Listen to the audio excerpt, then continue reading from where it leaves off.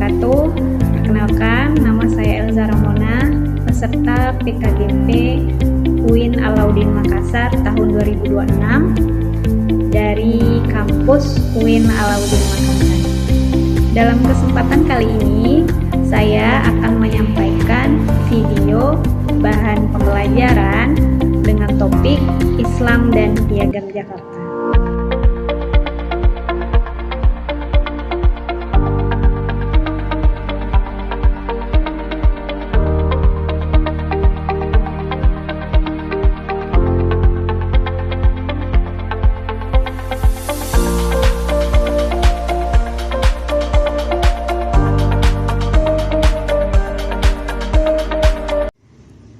Sebagai tindak lanjut dari janji kemerdekaan yang disampaikan oleh Perdana Menteri Jepang pada tahun 1944, pemerintah Jepang kemudian membentuk BPUPKI pada tanggal 29 April tahun 1945. Nah, BPUPKI ini bertugas menyelidiki dan mempersiapkan berbagai hal yang diperlukan bagi Indonesia untuk memperoleh kemerdekaan, terutama terkait perumusan dasar negara dan undang-undang dasar.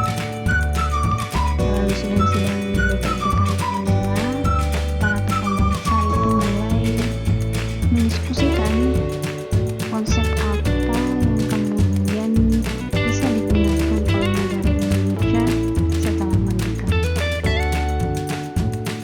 Dalam sidang pertama BPUPKI, beberapa tokoh mulai mengemukakan gagasan mengenai dasar negara Indonesia.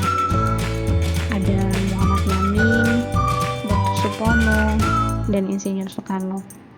Mereka menyampaikan pandangannya masing-masing mengenai prinsip-prinsip yang seharusnya menjadi landasan negara nantinya.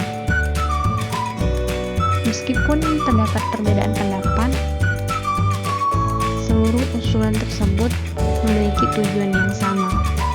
Nah, perbedaan pandangan ini kemudian mendorong dibentuknya sebuah panitia kecil untuk mencari titik temu terkait perumusan dasar negara Indonesia.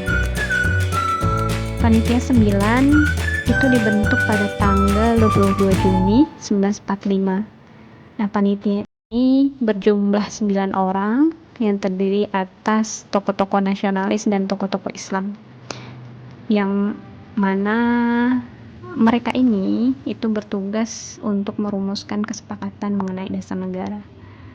Nah, keberadaan panitia 9 ini sangat penting karena mereka menjadi forum politik antar berbagai kelompok yang memiliki pandangan berbeda tentang perumusan dasar negara. Nah, hasil kerja panitia 9 itu kemudian dikenal sebagai Piagam Jakarta. Piagam Jakarta yang berhasil disusun oleh panitia 9 itu berisi 5 dasar rumusan dasar negara.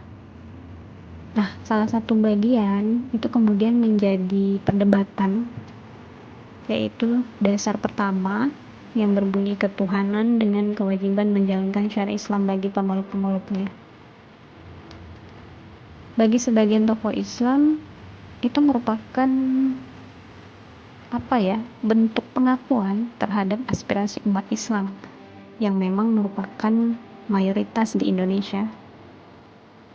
Tapi di sisi lain, rumusan tersebut juga menimbulkan kekhawatiran dari sebagian kelompok lain yang menghendaki dasar negara itu seyogyanya dapat diterima oleh seluruh golongan yang ada di Indonesia.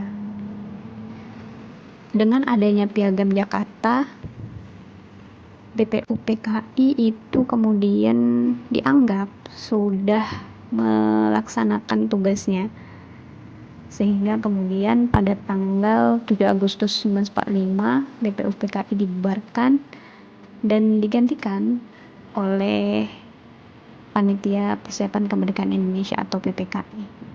Nah, PPKI di sini bertugas menyelesaikan persiapan kemerdekaan Indonesia, termasuklah mengesahkan Undang-Undang Dasar dan membentuk pemerintahan. Dalam perkembangannya, PPKI menjadi lembaga yang mengambil berbagai keputusan penting setelah Indonesia memproklamasikan kemerdekaannya pada tanggal 17 Agustus 1945. Nah, oleh karena itu, pada tanggal 18 Agustus 1945, PPKI mengadakan pasca proklamasi kemudian PPKI mengadakan sidang untuk menetapkan berbagai keputusan penting bagi negara yang baru berdiri ini.